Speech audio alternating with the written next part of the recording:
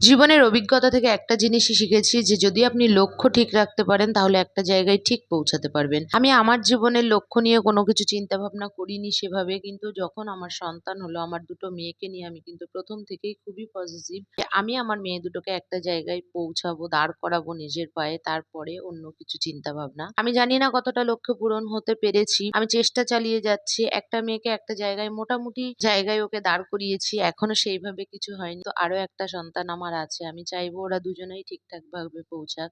নিজের কিছু মনের কথা আপনাদের সাথে শেয়ার করলাম। তো অনেকটা রান্নাই কিন্তু আমার কমপ্লিট হয়ে এসছে। আজ আমি পেঁয়াজ চিংড়ি করছি এবং পটল দিয়ে চিংড়ি মাছ করছি, কিন্তু সেটা গোটা চিংড়ি না। চিংড়ি মাছটাকে পেস্ট করে মসলার সাথে কিন্তু কষিয়ে নিয়েছি। এটা খেতে খুবই দারুণ লাগে। তার সাথে আমি করছি হলো মাছের তেলের ভাজা। আর আমার ছোট মেয়েটা খেতে খুবই পছন্দ করে এরকম করে আলু ভাজা। তো ওর জন্য একটু আলু ভাজাও করে দিলাম। ডালও করেছি, যেটা আপনাদের সাথে আর শেয়ার করা হলো না। তো আমার রান্না-বান্না কমপ্লিট করে কিন্তু আমার কিছু কাপড়-চোপড় ছিল, সেগুলো কেচে আমি স্নান করে অফিসের জন্য বেরিয়ে গেলাম। আমার ভিডিও ভালো লাগলে সাথে